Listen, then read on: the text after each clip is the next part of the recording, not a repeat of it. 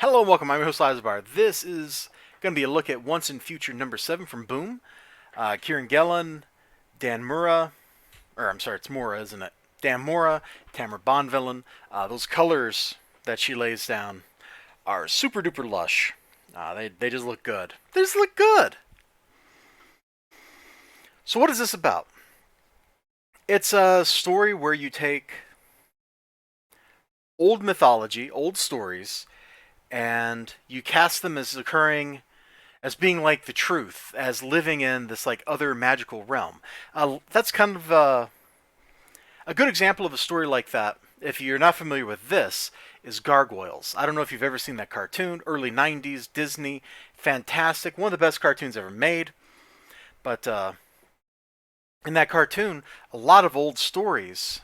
Gargoyles were living creatures living on the castle.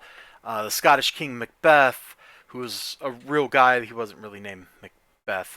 The name was similar, but when Shakespeare anglicized it, it became Macbeth. Um, Lots of that kind of stuff. Puck. Basically, Gargoyles took like Shakespeare and cast it as the mythology of their world. In this series, it does something similar. Instead of Shakespeare, we're just playing with Arthurian, British legend type stuff.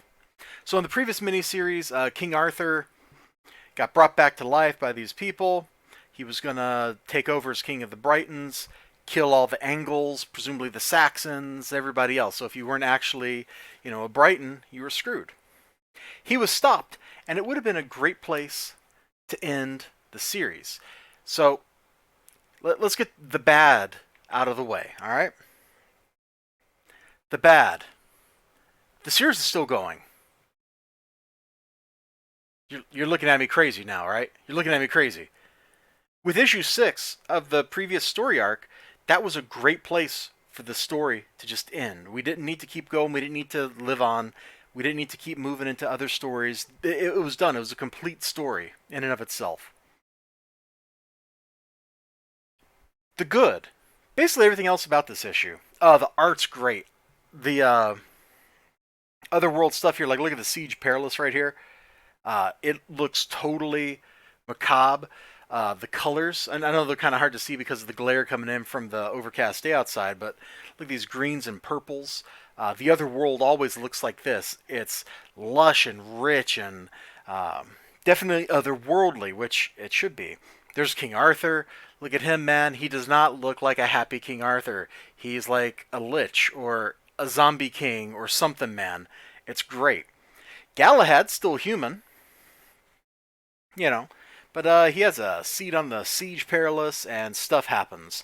We're not going to talk about that stuff. What we're going to talk about is our main character, who is this guy, who in issue 1 was a dork, and over the course of the previous several issues turned into like a pretty action hero kind of guy. It's as if in the previous story arc, you started with like Indiana Jones when he didn't know what he was doing, and you ended up with Raiders of the Lost Ark, Indiana Jones. You know what I'm saying? So anyway, I love his just shell-shocked face here. I killed the pixie. I will never look at a toadstool in the same way again. Look at this. Look at his face. Look at his face.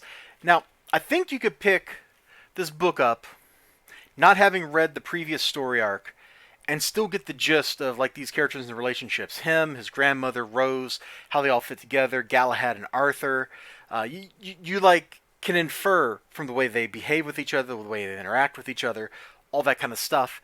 They don't really like sit down in exposition and tell us what happened, which is good. They just show the aftermath of it, and you can kind of infer that crazy things happened.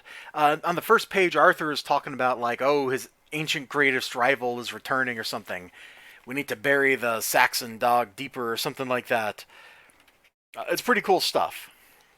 I'm going to flip over here so you can kind of see like some of the menacing action stuff. It's pretty good looking. I don't necessarily like this layout of panels here because there's like this weird, it overcomes part of that panel for essentially no real reason. I guess because his legs are up here, they drew the panel up higher.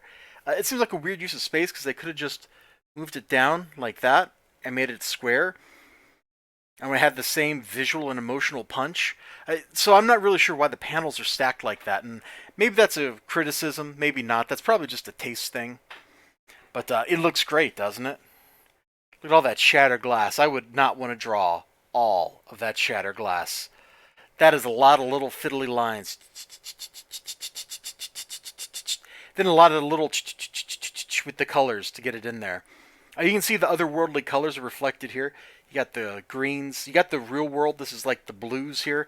That's what the color actually should look like, because it's nighttime and you're just kind of reflecting dim lights from outside and stuff. Guns. Of course they use guns, right? So you've got Galahad going to steal an artifact from this museum. He shows up to stop Galahad. That's the stuff that happens. There's a twist at the end. It's great. There's character development. Him and her, him and Rose, who I didn't show in the book. You see Galahad and what he's going through. It's good stuff. It's a complete package. It touches on multiple different things. We've now established like ongoing storylines, like this is an X-Men book or something. Kind of crazy. Kind of crazy. I liked it. Check it out. I'll see you all next time. You have a great day. Remember to like, comment, subscribe, all that good stuff. And I'm really enjoying like taking these old myths and kind of dragging them into the modern times. You know, I got this other book here that kind of does the same thing and combines it with not Arthur, Lovecraftian lore. Um, Gargoyles is a great example of that kind of stuff. It can be really fun when it's done right. And I think this is doing it right. And there's a lot of Celtic lore out there outside of Arthurian legend that can get touched upon by this too, like Redcaps, the Fir Bolg, the Tuatha, like all sorts of crazy stuff out there. And it'd be fun if the storyline, if the series went on long enough to start exploring some of that kind of stuff, you know?